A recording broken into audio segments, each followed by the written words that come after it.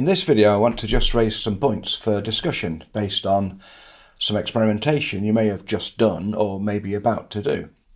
You might raise these issues within the workshop itself with Jonathan and just have that conversation and see what you think. But it's really here to just trigger the conversation. Three things occurred to me when I was putting these videos together. The first thing is, can I trust AI with my requirements? What are the discussion points there? The second one is DeFOSPAM is not the whole answer.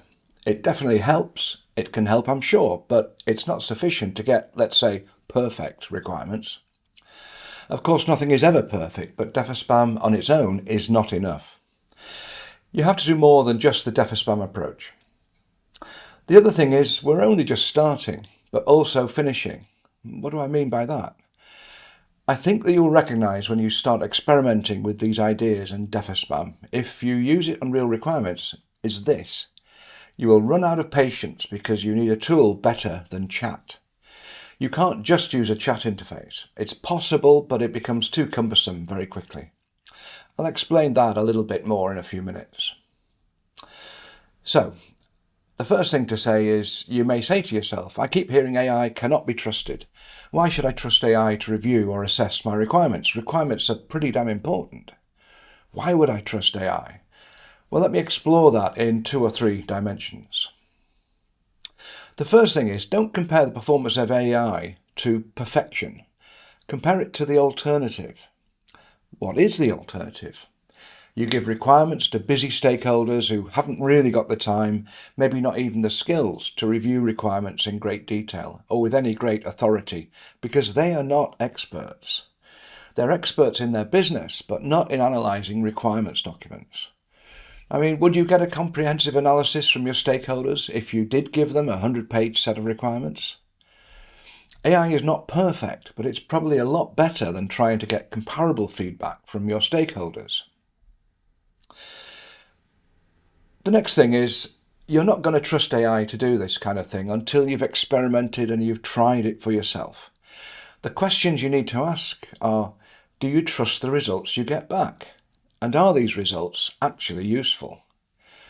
I mean, one thing you might do is compare the DeFOSPAM approach, or maybe tools like lint code analyzers, which can generate hundreds or even thousands of anomalies for code.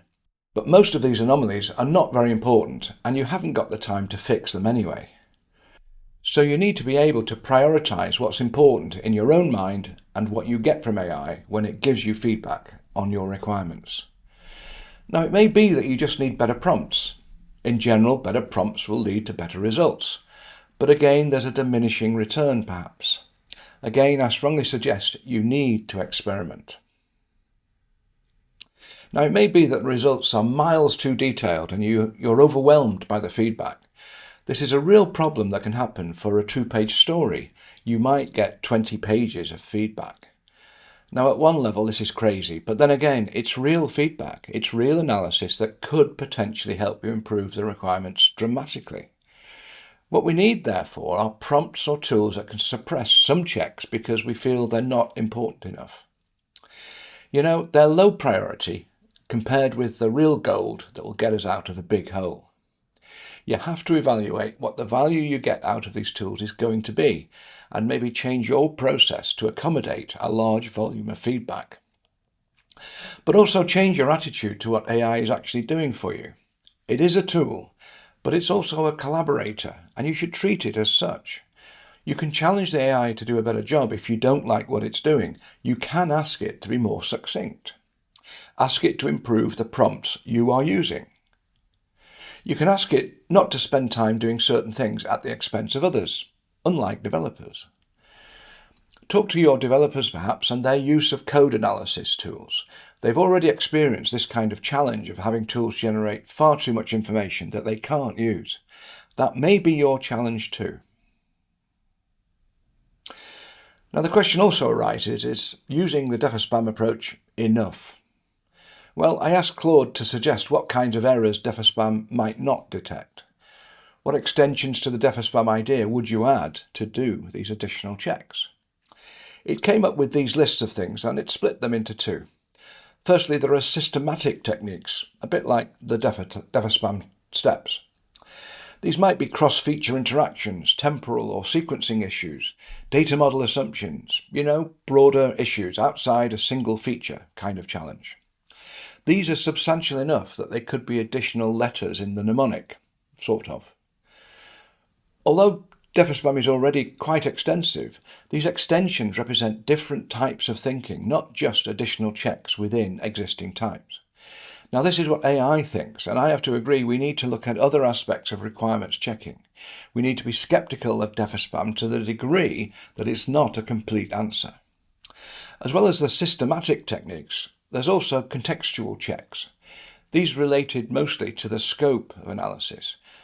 Clearly, non-functional requirements and unstated constraints, stakeholder perspectives, existing system consistency qualify. These are things that are not usually mentioned in Gherkin stories and may only be referred to in narrative text requirements somewhere apart from the individual features. There just needs to be considered as part of the scoping, part of the contextual description that you give to AI so that it understands there are broader issues it should pay attention to, not just the text in front of you, if you like. DeFOSPAM is great for isolated features and stories, but not for deep analysis of whole system definitions. Now, the third area I want to just touch upon is the techniques we're looking at.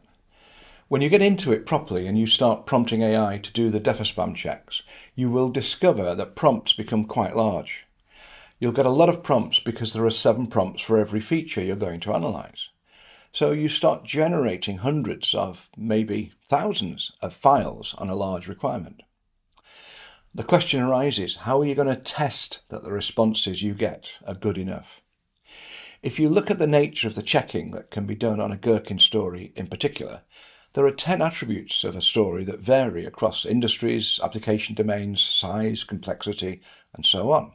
For each of these attributes, there are between 5 and 20 values that need to be understood. Now, one of the things I have to do in my research is I'm looking to create a set of test stories and then to use DeFOSPAM to analyze them. There are 270 of these attribute values. A minimal set of tests covering all dimensions would require, say, 270 stories with around 10 scenarios each. A more rigorous all pairs or other combinatorics would require maybe 3,000 stories and 30,000 example scenarios.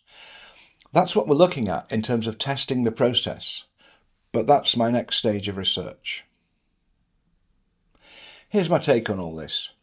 You reach the limits of manual prompting through a chat interface pretty quickly.